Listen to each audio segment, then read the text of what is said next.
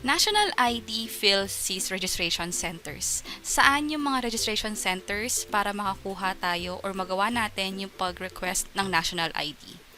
And kung first time mo sa channel na to and gusto mo pa ng mga online tutorial videos katulad nito, click mo na ang subscribe button at notification bell para maging updated ka.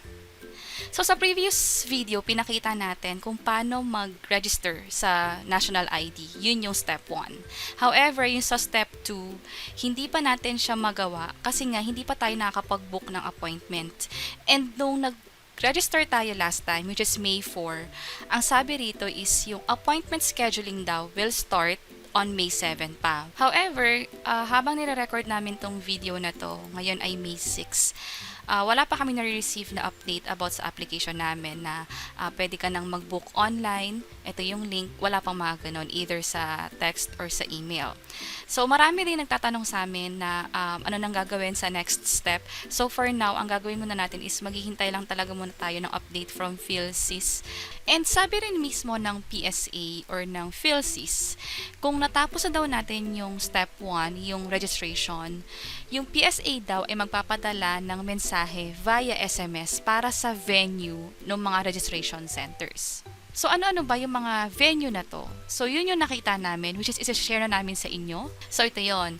Ito yung available registration centers updated as of April 30, 2021. And kanina, ang sabi dito is yung appointment nga, yung scheduling will start or will begin on May 7. Ito pa lang yung pag-set ng appointment. Pero dito, yung start daw ng mismong appointment date is June 1, 2021. So, hindi natin alam, baka sa May 7, mag-start pa lang yung mamimili ka ng schedule. Pero yung pagpunta mo mismo sa mga centers na to is possible sa June 1 pa.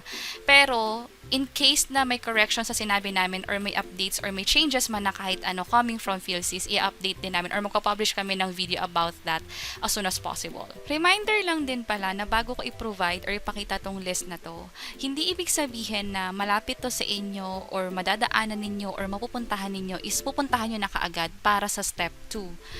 Katulad ng sinabi ng PSA, hintayin natin yung message na manggagaling sa kanila para sa appointment natin or para sa registration center na ma-assign sa atin. And dito, yung registration center sila, ang napansin namin is hindi pa sila ganun kadami. Like for NCR, 2. For Region 1, meron dito 3. For Region 3, 1, 2, 3, 4, 5, 6. Meron na silang 6. Sa kada provinces, merong isa. Ngayon, for Region 4A, merong isa. For Region 5, 3. For Region 6, 2. For Region 7, isa. For Region 8, isa. For Region 11, 3.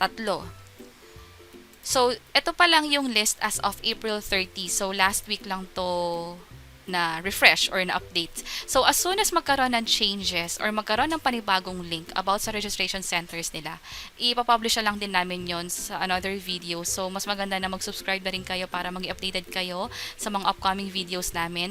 And possible din, baka magbago kasi yung link na to. Pero tong link na to is ipapost ko na rin sa description sa baba para pwede nyo ma-check on your own after nyo panoorin tong video na to. So, again, wala pa tayong na-receive na updates for the next step.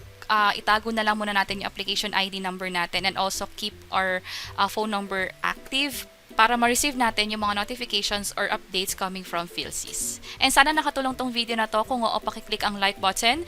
And ito pa yung ibang mga videos about National ID. You may also check this. And again, kung may updates man about sa National ID, ipopost namin yan dito sa baba. And this is Media Tech Library. See you sa next video. Bye-bye!